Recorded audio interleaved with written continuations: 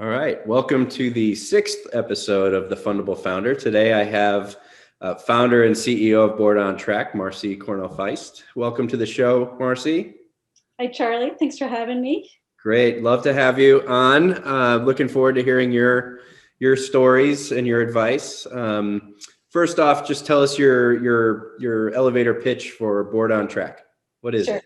Yeah. So BoardOnTrack is a software as a service tool that helps nonprofit boards govern more effectively. And we focus it pretty much on charter public schools was where we got our start. Great. And I'll admit I'm also a customer, even though I am not a charter school. We do use it for our own personal board meetings at Mass Ventures. Okay. So why did you start the business in the first place? Take us back to the origin of, you wanting to be an entrepreneur and launching this business. Yeah, it's great. I think back on that often. So I've been a serial entrepreneur. I was a social entrepreneur, meaning that I started not-for-profits. Then the last thing I started was a testing company, which was technically a not-for-profit, but generated a lot of revenue. And so I had a consulting business to charter schools and their boards, particularly on the side. And I just had started a lot of things, and I was turning down 20 clients for every one we could handle. And so I thought it was time to scale. And I worked on a business plan. It was pretty boring. It was a consulting project. Yep. I was scaling a consulting business. So I thought about maybe how could I leverage what I had. And I put together a team of advisors who were clients of mine, charter school board chairs and CEOs. And they all were venture capitalists and, and jobs and had that experience. And they said, you should think about starting a SaaS company. And I was like, what's SaaS? And so I thought that was a good way to combine my expertise and I was getting bored. I just want to do something new. So, right. Yeah. Well, so tell us a little bit more about that journey from deciding to start it. How did you find co-founders and how did you really get the business off the ground? Yeah, because I had started many things before. And all the other things I started, I wasn't the technical expertise. I was really good at putting money and people together. I would find people who had brilliant ideas and just kind of put it together and get the thing launched and then build it to somebody else could take it over. But this one, I actually understood charter school boards and the kind of the workflows.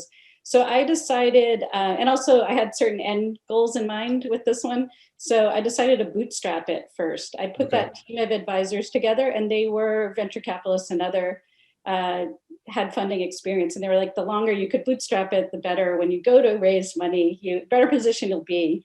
And so I used contractors at first and just did proof of concept that way, and got it to a couple $100,000 of run rate. And then I brought in 2 technical co-founders because I'm not a coder. Right. And so not being a coder supervising contract coders is really hard. It is hard. Yeah. I've been there. It's just, I was really frustrated. I should have had a product manager from the beginning, but I've lived in a lot of other countries and I speak all kinds of languages. And I had an advisor say, when you got parachuted into Laos and you spoke Lao to hill tribes, that's what this is. It's a cross-cultural, and I did just change that. I'm like, oh, they speak a different language. Right. So that made it, they were just like another hill tribe for me. Anyway. That's great. Yeah. So your goal was to kind of get some customer traction, get some revenue traction, build a team, build a product that was probably a little bit beyond MVP because it was in, you were generating revenue with it before going out to try to pitch VCs on a fundraise. That's right. Yeah. Okay. So you had all that traction, you went out, you met with the first 4 or 5 VCs and you got a term sheet? No, that's not how it happened at all. So we were bootstrapping and I knew I wanted to go raise money. And one of my advisors is, I guess I can name him, is Chris Gabrielli, who had helped found Bessemer, and he had been an investor in my last startup. So I went to Chris and he said, I think you just get 2 angels. And I'm like, no, I want to get real VC money. He's like, I don't think you do. And so he set me up and he totally told me, he said, I'm setting you up. And he set up appointments for me in New York because they didn't want me to screw up here at home where I probably would do the fundraising. And I really got the crap beat out of me. He told me, he's like, you're going to hate this. You're going to come back and I'm giving you some hard asses and I'm telling them to be hard asses to you. And I flew down on the shuttle to New York and I got down after the first one in the elevator and I called him. He's like, are you okay? And I'm like, wow, that was awful. I hate these guys. They're so terrible. And so I came back and then he took me out and we had coffee and he's like, so you still want to do it? I'm like, yeah, I want real money. Like, this is like, I really want to do it. And he's like, okay. So then what I did is I felt like I wasn't ready. Like that proved to me it was a miserable experience. I wasn't ready in the sense I didn't know how to talk about the company in the right way. And so I needed to go get experience. And I applied to Constant Contact's accelerator, and it was the inaugural class. And they took 4 companies. So I had to do a lot of pitching to get in there. I think the first round there were 50 companies that applied and there was a 20 company pitch. And then I got down to a 10. So I learned to pitch through that, which was really helpful. And then we got selected as one of the 4 companies in this inaugural class. And because it was an inaugural class, they had no idea what they were doing. And so they said we could give them one problem to solve. And my problem was, I want to go raise venture capital. So they helped me. And so teed me up to create a pitch deck. And then the same thing sent me around, went to see a bunch of people in town that they knew who picked it all apart, including Gail, and they were just as brutal with me. And so by the time I went out, I think I was much better groomed than sort of the average entrepreneur. The other thing you had asked in some of your prep notes, I participated in absolutely everything that the Capital Network did. It was eye-opening to me, super. It just like took you through it. The sessions were really efficient. The presenters were great. I followed up with a lot of the presenters. So some I really knew, some were just concepts that I was learning at Constant Contact. And then Constant Contact set us up so they would have audiences. It was just brutal, but I felt like we were really, really prepared. And I think the best advice I got before I really went out from Constant Contact was both to practice the pitch and to record myself. And so I just remember sitting in my home office or at Constant Contact in like this cubicle room and just timing myself and just getting it down. And so what people always said when I would pitch in front of these, and I was thinking about today, pitching must be really different because it's a little different online, but it's also easier to record yourself. Yeah. But you can also look at your notes and it's I think probably easier. I did one Zoom pitch for Ostia, which is an international, and we were going after Australia and New Zealand. So and I found that so much easier than going to a ballroom at Nutter and presenting. But anyway, I really had it down. And so every time I pitched, people were like, oh, you came in on time. And it's just like boom, boom, boom. And I was like, because I practiced, it's just like anything. And so that was probably the best advice. I think most people kind of winged it. And then the Capital Network was just great. And then following up with the people at the Capital Network. So I would call them and say, I understood 75%. This is the part I don't. Can you give me like a 2? And people were super generous. And so I felt like when I went to pitch, I had learned a new language and I understood what was going on around me. So so much of it is learning that new language, right? And and understanding so what did you learn along the way as to what, how did you change your pitch as you found out what VCs wanted to hear or what they were looking for? Did it evolve over time, and were there things that you focused more on that kind of got you to the point of where you could get funding?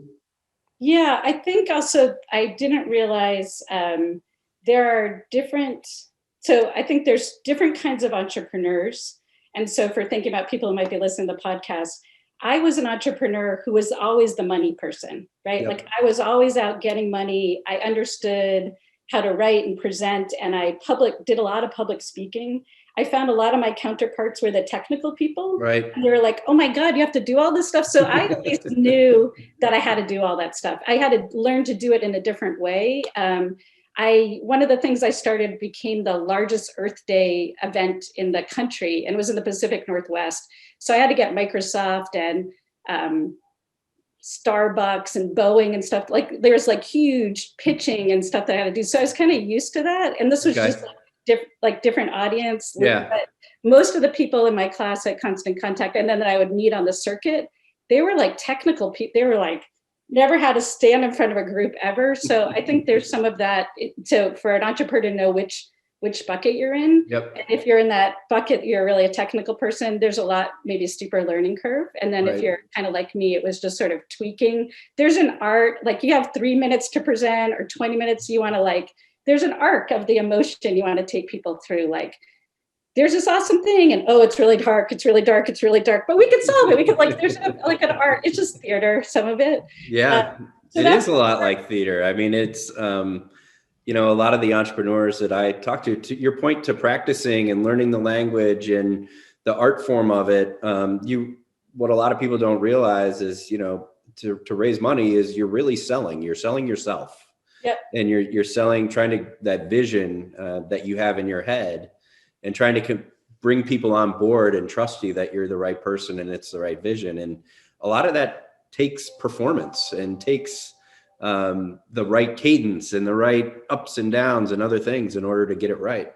Yeah, and also knowing how deep to go. Like, so if it's an entry pitch versus they're bringing you back, like there's just calibrating it a little bit as part of it. Yeah, and that's a great point about bringing it back. I mean, nobody ever sells an investor on one pitch. Yeah. Right. So your part about what did I learn? I had all these people where I was getting feedback all the time from Constant Contact.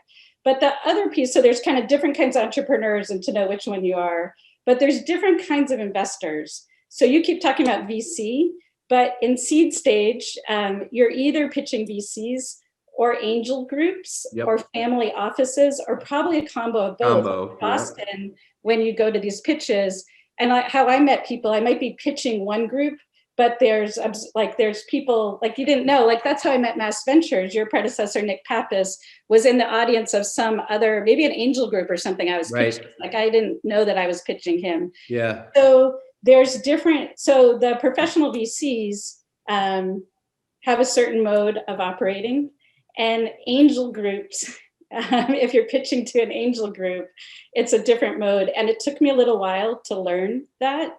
And then different angel groups have different personas, let's say. And so getting intel from good advisors, like I remember one day pitching, like there was a group that I knew that they all were medical device people, and I'm not medical device, right? Like how to shape them. There was another group that was all really, when you really dug into it, they're really mostly entrepreneurs that have strong base in, they came from Russia, and I'm second generation Russian. Okay. So like I knew that. You wouldn't know that listening to me. I don't have the accent, but I knew that going in, and I knew how to play that. So I think it's sort of understanding the audience. And if you don't, like getting someone to tell you that, and I didn't do that the first couple times. And I was like, oh, if I went to present at a conference, I'd want to know who's the audience, right? And so this is nothing different. And there's definitely people who will tell you like, oh, this group's cranky and they act, and they all have their own personas, so just understanding it. And then the other thing was asking the person who was bringing you there. Nobody wants to waste anybody's time. Someone who's sponsoring you to come feels you're a fit for some reason. Right. And the other thing is though, sometimes they'd say, you're probably not a fit. Like there's like, there's 5 groups, but we needed a little I'm diversity, right? I'm a woman. So they're like, let's just be honest, this is gonna be a hard sell. And I'm like, oh, okay, good to know. I can make jokes about that. I get like, anyway. So yeah, but I mean, like the core point there is do your research, do your homework, try to find that level of connection if it exists. And I think that goes a long way for sure in the fundraising process. Yeah. Was there anything? Go ahead. Yeah. I was going to say, was there anything embarrassing that happened along the way? Like a good embarrassing story where you just, I don't know. Not necessarily embarrassing. I was thinking about that. I think I did pretty well, I have to say, but there was disheartening, I'd say. Because I've been an entrepreneur and I've done all kinds of crazy things. Like I've started nonprofits and organizations in Thailand and Laos. I had a job on the Ho Chi Minh Trail clearing ordnance, and like I've done all kinds of things that you would look at me and not think that that's what I would have done. And so I'm kind of used to just not fitting in. Or I did a master's program that was for mid-career professionals when I was 26. I was like the only one that was, anyway. So I'm kind of used to that, but it took me a few pitches to realize, it took me a lot more than a few pitches. It took me pretty far into the journey to realize like the blatant sexism that was happening, which I found really shocking. And that kind of there are two examples where you wouldn't call them necessarily embarrassing, but I had sat through pitch, like been on the circuit with everybody. And I was pitching to a well-known group in town, and there were 7 pitches and I was number 6. And I was the only woman. But I tend to like tune all that stuff out. And I was the only one that was generating revenue at that point, like several $100,000. Like people were paying, like I had a business, like I don't know if it was going to grow, but I was making money. So I had more than the PowerPoint slides. And everybody else, all the guys that pitched before me, we had all been pitching the same places. So we had all like gotten to know each other. And none of them were making money. And I had like, one of the things Gene Hammond coached me on is take out any like cute kid, like, cause this is schools, right? Hard ass numbers, and my pitch was so much more hard ass numbers. And the question out of the first questioner was like, is this a real business or is this a lifestyle business? And for whatever reason, maybe because it was like the 8th day of pitching, my fundraising was all during Snowmageddon. So like you remember Snowmageddon, it happened on Mondays. Yes, it did. It was always the day after. And there's all this drama, like we're going to cancel. Like, so by the time I got in the room, I was just like, had snow blowing my way there. You know, it's like, come on. So it was like, I had been really good. I had like kept my mouth shut day over day over day. And that one, standing in that room at Nutter, I just like put my hand on my hip and I looked at the guy and I was like, excuse me. And I named the guys before me and I said, are they generating revenue? I said, no. And I said, what does this slide show you? And they said, people are paying you money. I'm like, this is not a life, that's condescending. And I was like, oh, shit, no, now they're not gonna pay me. And the best thing that happened, there was this guy in the front of the room and he started clapping. Good. And he was like, yes, I apologize. Like, I didn't even put that together. And it like, I didn't get money from that, but I was like, you know, I just felt like I had to say it. It was just like too much. Wow. That's amazing. It's things like that. I'm glad we can laugh about it now, but what an awful experience for you at the time. I mean, it's terrible. Yeah, it was. And then, you know, the other piece on this is that there was, so I don't know how you change these things. So part of it is not, you know, some of it I felt like you had to just kind of go with the flow and not rock the boat, but some of it just really pushed me. There was a group that I was hoping was going to be my deal lead. Yeah. And the final step was to have, it was an angel group. And so they had professionals, people that were retired and stuff, help with the diligence. And I got taken out for lunch and I was told, we're going to invest in 3 groups and you're like one of the finalists and we're going to be your deal lead. And the last step is like, go out to lunch with this guy. And he's our leadership expert. He's going to interview on leadership. Okay. I had talked to the two, I knew the other people they were investing and we had all been, you see the same people on the circuits. Maybe you don't get to do that in Zoom now, no. Like hang out in the room or go out for drinks afterwards with everybody. But, so I had talked to the 2 guys about like, what was it like? And, they were just like, oh, pro forma, it's fine. So I meet the guy for lunch and he takes off his glasses and he's like, well, I'm here to interview you. The final diligence step is to test your leadership. And I was like, great. Like, yeah. What do you want to talk about? And he took out his glasses and was like, so tell me about your children. And I said, no, I do have awesome kids and I'm a really good mom, but that's not, we can talk about that later. Right. But I don't want to talk about that. Right. And he got all flustered and said, my wife's a working mom. And I was like, but that's not why I'm here. Like, no. I was able to kind of turn him around like with humor, but he was mad and I sabotaged the deal and they became not my lead. Well, but probably a good thing in the long run, right? Because you wouldn't have wanted to necessarily have a long-term relationship with an organization that thinks that way. So yeah. So those were kind of shocking things to me. I think about our town as being so liberal and that you wouldn't experience those things. But but such is life. And I think the best advice I got after that was get out of town. So I went to New York. I went back to New York after, this is where our story started, right? Where I got beat up. And I got some great appointments in New York. I found, Boston is a great town in that, and we were in the Constant Contact Accelerator, and it's super tightly networked, as you know. Yep. But it's also super tightly networked, and that's a detriment as well, right? And so I went to New York, and that kind of turned everything around. I raised some money in New York, and then came back with the money from New York, and that made people in Boston go like, "Wait a second!" That's fantastic. Any parting words of wisdom that you haven't shared with us? No, I think it's as soul sucking and hard and necessary. And I think just kind of it's an important part of the process. But I think what you were saying, Charlie, is true. I think there were groups that we met along the way that I'd come back, and we really wanted, like, we were ready to fundraise, like we really needed the cash. And this is them on their best behavior. Right. And this is like, these people could be at your board table for really through ups and downs. These are people that you're going to need through ups and downs. So as much as you kind of just want to take everybody's money's green, but I think you need to find people who are fit, that are going to be helpful to you, right, and supportive, and because it's a tough journey. The fundraising is just the beginning, right? The fundraising is just the beginning, and the fundraising continues throughout as well. And the relationship with the board is important, like you just said. So all great words of wisdom. One last question for you. How would you describe yourself in one word? Ooh, one word.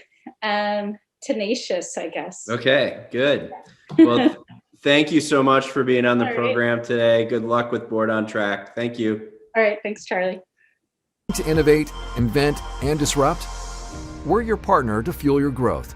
Contact us to learn more.